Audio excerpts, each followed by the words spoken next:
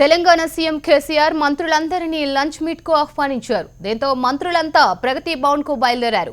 ఈ భేటీలో MPTC, ZPTC ఎన్నికలపై ఆయన మంత్రులతో చర్చించనున్నట్లు తెలుస్తోంది. ఇక ఈ లంచ్ మీట్ కు సంబంధించి మరింత సమాచారం మా రిపోర్టర్ రాజేష్ అందిస్తారు. రాజేష్, చెప్పండి, ఈ లంచ్ మీట్ కి గల ప్రాధాన్యత ఏంటి?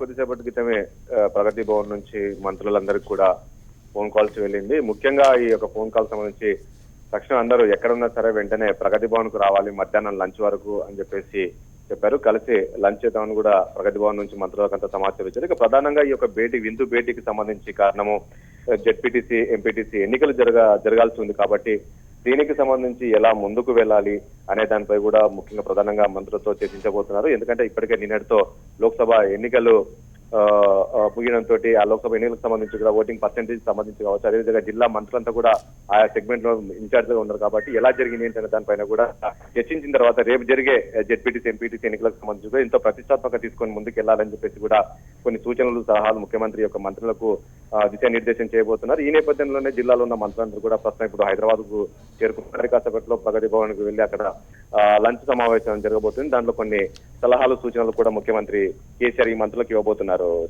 Right Rajesh, thank you.